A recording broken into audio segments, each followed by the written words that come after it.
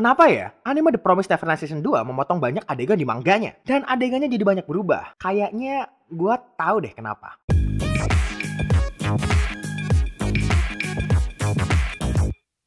Hai Indo Gamers, para Wibu Denial, jumpa lagi bersama gua Asura. Dan kalian sedang nonton Wibu Lokal. Sebelumnya, gua udah pernah nge-review anime The Promised Neverland Season 2 di video yang thumbnailnya ini.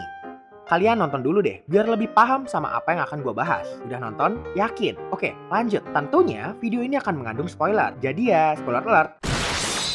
Singkatnya, season 2 ini bikin kecewa banyak fans karena mereka lompat-lompat arc dan berubah alur cerita. Fans yang dimaksud tentu yang udah baca mangganya. Yang anime only pasti nggak terlalu ngaruh. Yang paling fans sadari pasti arc Goldie Pond yang hilang gitu aja. Diganti yang tahu-tahu ketemu sama Norman. Selain itu, perubahan juga terjadi pada pengadeganan dan pertarungan, serta hilangnya beberapa karakter. Emma cuma pakai panah, yang dimana jelas-jelas di manga mereka bertahan pakai senjata api, serta adegan-adegan disturbing seperti dihilangkan. Intinya, kalau kalian baca manga terus nonton, rasanya aneh banget. Jadi apa aja sih yang berubah? Terus alasannya kira-kira kenapa ya? Disclaimer, ini hasil riset gua sendiri, bukan statement langsung dari pihak The Promised Neverland-nya. Oke, mari kita mulai.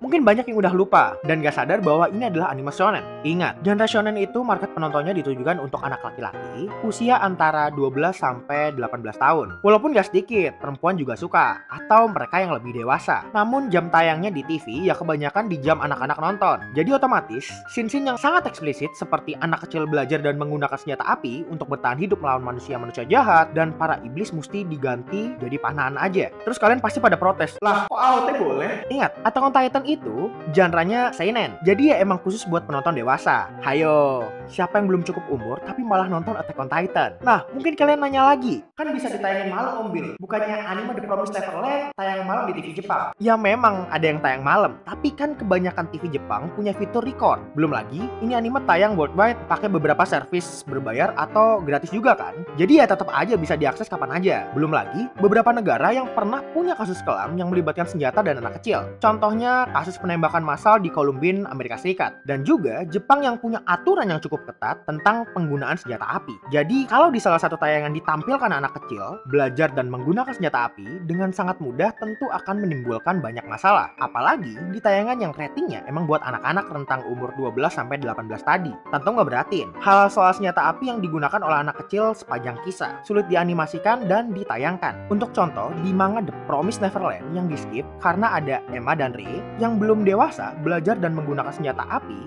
dengan arahan orang dewasa. Ada di arc Search for Minerva yang ada di chapter 53 sampai 74 dan arc Goldie Pond di chapter 75 sampai 95. Di mana arc ini juga mulai tuh kejar-kejaran di taman bermain iblis yang ingin nyiptain tempat buat berburu manusia yang sangat seru seperti di masa lalu. Terus scene emang ngelawan iblis top bernama Lewis, yang menurut gua arc kesukaan gua selama baca manga The Promised Neverland dan menjadi arc yang di skip di anime ini. Dengan alasan yang sama, banyak banget adegan sadis yang menampilkan pertumpahan darah, organ tubuh yang copot, dan menjijikan lainnya dihilangkan atau diganti. Kalau di TV aja bisa di-cut, kenapa mangganya bisa terbit? Kan shonen. Sejujurnya, gue nggak paham banget hukum sensorship di Jepang. Tapi yang pasti, hukum sensorship di TV lebih ketat daripada penerbitan buku. Logikanya gini, acara di TV, semua anggota keluarga bisa nonton dan nggak tahu bakal lihat apa. Frekuensi TV juga milik publik, jadi nggak bisa asal masukin yang berdarah-berdarah. Sedangkan, komik atau majalah shonen ya beli, lu bayar untuk baca. Nggak tinggal duduk terus nonton. Belum lagi format manga di Jepang, yang kebanyakan masih hitam putih. Ada sih halaman berwarna, tapi itu jarang banget. Dan hal ini udah sering terjadi kayak sensor di Amerika Serikat. Manganya berdarah-darah, tapi pas di TV kena sensor atau diganti. Contohnya ya One Piece. Di komik berdarah-darah, di anime cuman beset-beset. Hal ini juga terjadi pada Dragon Ball di era modern. Tapi di TV kabel, atau kalau di website subscription, sensornya hilang, alias berdarah dan sadis-sadisnya jadi kelihatan. Tapi ya di anime The Promised Neverland mungkin terlalu eksplisit, sehingga bingung sensornya di mana aja. Bisa kebanyakan jadi ganti arc dan ubah alur aja sekalian.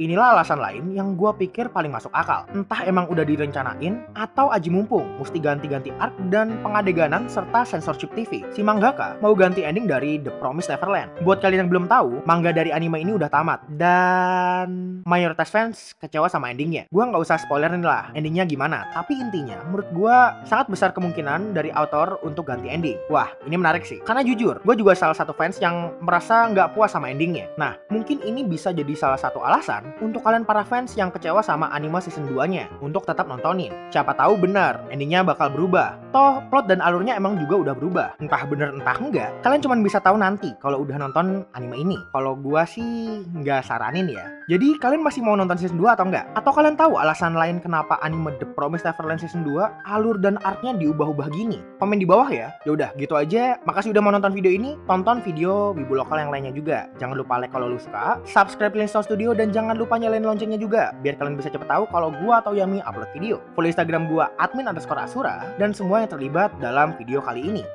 Itu aja dari gua Asura pamit, dan untuk kalian semuanya, stay clean and sound. Bye bye.